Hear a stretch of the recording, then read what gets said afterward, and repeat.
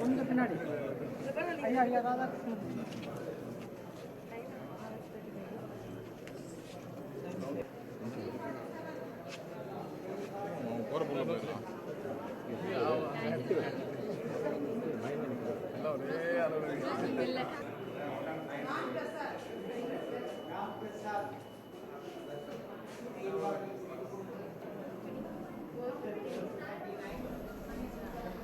தென்சென்னை தொகுதிக்குட்பட்ட சாலை கிராமத்தில் தமிழக பாஜக தலைவர் தமிழிசை சவுந்தரராஜன் தனது வாக்கினை பதிவு செய்தார்.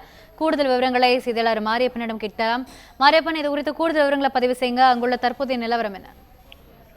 வணக்கம். அதாவது தற்பொழுது மக்களவை தேர்தல் நடைபெற்று வருகிறது. தமிழகம் மற்றும் புதுச்சேரி உள்ளிட்ட பகுதிகளில் 2ஆம் கட்டமாக தேர்தல் நடைபெற்று வருகிறது. சென்னையை பொறுத்தவரை மொத்தம் 3754 வாக்குச்சாவடிகள் உள்ளன. அதில் 333 வாக்குச்சாவடிகள் பதற்றமானவையாகவும் 157 வாக்குச்சாவடிகள் மிகவும் பதற்றமானவையாகவும் கண்டறியப்பட்டுள்ளன.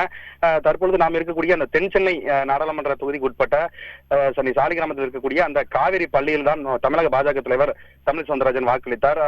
தொடர்ந்து இந்த பள்ளியில் தேமுதிக தலைவர் விஜயகாந்த் உள்ளிட்ட திரைத்துறையினரும் பலர் இங்கு வாக்களிக்க வர உள்ளனர். முன்னதாக விஜய் ஆண்டனி, ஸ்ரீகாந்த், ரோபோசங்கர் உள்ளிட்டவரும் இங்கு வந்தனர். அதாவது ரோபோசங்கர், அதாவது ஒரு குறிப்பிடத்தக்க விஷயம் என்னவென்றால், ரோபோசங்கர் இங்கு வாக்குப்பதிவு தொடங்குவதற்கு முன்னரே வந்திருந்தார். அதாவது சுமார் 6 மணி 40 நிமிடம் அளவில் வந்திருந்தார். அப்பொழுது அவர் நீண்ட வரிசையில் காத்திருந்தார். வெளியிலையும் சரி, உள்ளே அனுமதிக்கப்பட்ட பின்னரும் அவரும் உள்ளே காத்திருந்தார்.